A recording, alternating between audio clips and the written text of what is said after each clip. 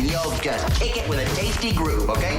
1, 2, 3, kick it. Kick it. Come on. God damn it. Could you one time kick it? What the? Alan Cox. Here we go. He'll ad-lib. He'll be fine. It's the Alan Cox Show on 100.7 WMMS. Hey, what's going on, gang? How are you? Let's get right to it. Welcome. Good afternoon. I'm Alan Cox. Thanks for being here. Closing in on the end of our year. So let's do it. Say hi to Bill Squire. He's right over there. Hey, creepy hugs, everyone. Thanks for listening to and watching this episode of the Alan Cox Show. Don't forget to like, subscribe, and share a cold one with the boys, and turn on the live stream as well. Yeah, I did do that. That is going? Oh, yeah. That's going. All right. I'm back here, and it looks like it. Control bodies of water or pools and hot tubs, too. Well, it was more natural bodies, but we weren't allowed to go swimming in any case, so we thought of it as everything. But once again, I want to point out that was an actual Mormon doctrine. That was like a myth that was being passed around. So That the devil has dominion over the water. yeah, over the seas. Seas. I see what happened. There's sometimes it doubles up the live stream, and there'll be a new one that's going, and that's going now. So All right, I'll fix beautiful. it real quick, and it's no problem. All right.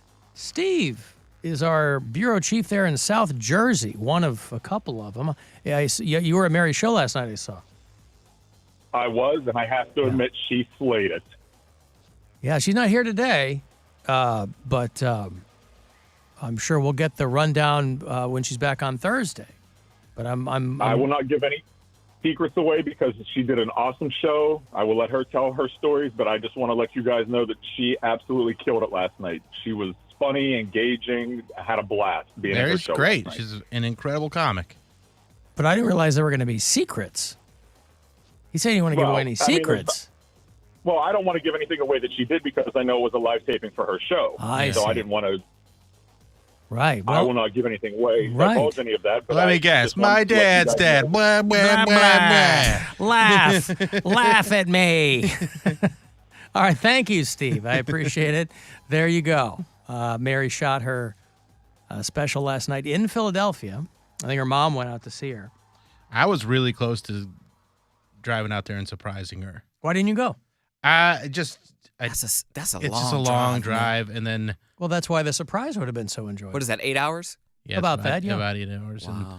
yeah, then 8 hours back because I don't want to miss the show on Monday. Yeah. And I also had a lot of other stuff going on, so it's just part of me wanted to do it, but then I was like, Nah. I've heard it. It's going to be fine. She'll need me there. She will still do Yeah. whatever show she's going to do, whether or not you're there. I just wanted to be there. You'll get to see it along with everyone else. I whenever it know. I'm drops. excited. She Yeah. said it's coming out in the spring. There you go, in the spring. Didn't somebody else Rebirth, just come out with- springtime, all that crap. What? Somebody else just come out with a comedy special? Nobody I know. Oh, you mean Steve Byrne is going to be on tomorrow? Hey, there you go. That's the one I was talking about. The headliner for the 10th annual and last so far Alan Cox Show comedy tour. No, yours came out. Yeah, mine's out. It's called Nothing But BS. Something like that. Yeah. Isn't that what it was called? Yeah, pure BS. Pure B. That's BS. even more economical. I like that a lot more.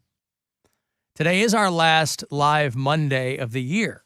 And I checked my calendar, and I can confirm that tomorrow will be our last live Tuesday of the year. And if you sense a pattern forming, you're right. Saturday was almost my last live day on the planet of the year. This past Saturday? Yeah. You almost got killed? I mean, I wasn't that close to dying, but I almost set my kitchen on fire. What did you do? So I am dyslexic, and my girlfriend was Did I watching know me this? cook something. I've talked about it a few Yeah, times. he said it a couple times, Yeah. maybe in like passing, but He doesn't listen to the show, Poundcake. And my girlfriend saw me cooking something the other night, and she saw how I'm drawing lines from the burner, like the switch to the burner, because I have a very hard time with that. Those little dots that signify where things go on the stove do nothing for me because they immediately get switched around in my head. So Saturday I was cooking some mac and cheese. I didn't do my normal process of lining up the burner, making sure the right one is on that I turned on. and I turn on the burner. I put the water on, but I had the water on the wrong burner. And on the burner that was on, there was a glass container of cayenne pepper. Ooh.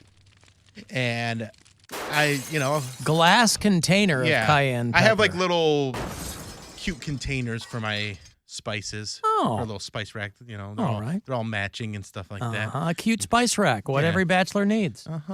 And I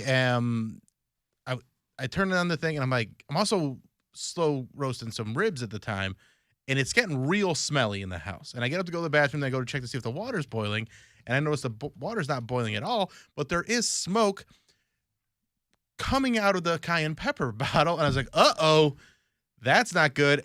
It was all burnt up at the bottom, and there was white smoke. It smelled like pepper spray all in my apartment. It was bad, and it was, if I had got there even a moment or two later, I think your kitchen would have been on fire. It would have burst into flames, yeah.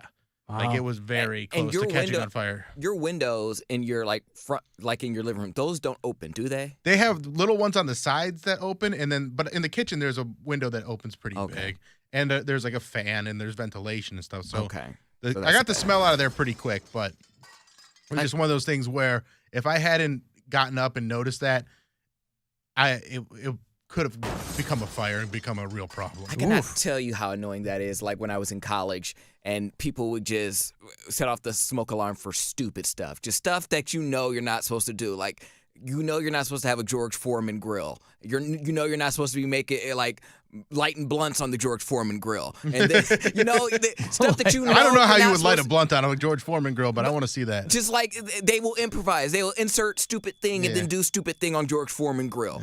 And I'm like, oh my gosh, I'm sick of getting up at 3 a.m. because someone comes back drunk and wants to act stupid. Like, it would happen whenever I'm At least indisposed. those were people setting off the fire alarm organically. We used to have during like reading week and finals and stuff, you just have people pulling the alarm all the time. There was and that you too. had to leave the dorm every time they did it. So you're standing out there at 3 a.m. And or you get a fine. Yeah. I never bought that. I'm like, dude, I have never heard of, now that's because they say everyone gets out, but I have never heard of anyone getting fined because they stayed inside. Oh, I knew people that got fined. Really? Oh, yeah. So and freshman year, for whatever reason, the door to my dorm room, I lived at the end of this hallway, and my door, if you locked it, the RA key wouldn't work, and I don't know why. So everyone at my end of the dorm would pile into my room for one of those smoke alarms. Yeah, luckily the smoke alarm didn't go off because there was only a little bit of smoke coming out because it had a sealed lid on it. But it was it's like a rubber, like suction cup almost like lid, and it melted to the glass. Has it ruined you on cayenne pepper? No, I think pepper spray, when I actually got pepper spray, did way more to ruin cayenne pepper for me than actual what happened on Saturday. It just more reminded me that, like, hey, you got to be careful because you are dyslexic. Like, you mix stuff up like that all the time, and I was in a rush, and I just did something stupid. I didn't know that was a dyslexic trait. I thought that was just you see numbers and shapes different. Well, that's the thing. The shapes are what I'm seeing it was different. The back of the stove. Yeah. So when I look at the how they have the dots on there, I always mix them up. I guess from I which that. Which burner they're going to go on it. And maybe that is just straight stupidity. I'm pretty sure it has to do with my dyslexia, but it's also one of the reasons I am not a paperwork guy. Yeah, just chalk it up to whatever, whatever arrow you got in your quiver. Mm-hmm. I'm really afraid of having like a countertop stove. Like, I'm just afraid I'll set my hand on having it. a countertop stove. Yeah, those a little countertop stove. You mean like the little hot plate? Well, yeah, like the flat ones that just look. There's no stove attached. It's just like the burners. You know what I'm talking about? Yeah. Like in a fancy house where it's just like flat. I was like, wow, those people got to be really disciplined because I would just smack down. Like, you know what? I'm sick of this. I don't know what he's talking about. A countertop stove? He's talking about where like it's smooth with the whole counter, and they'll have counter level. Yeah, counter level. It like blends in with the rest of the look of the counter. I see. All right, listen. Crisis averted. Bill Squire is alive and here and in good spirits, and we'll take a break. 35192 if you want to text for anything, and we'll be back.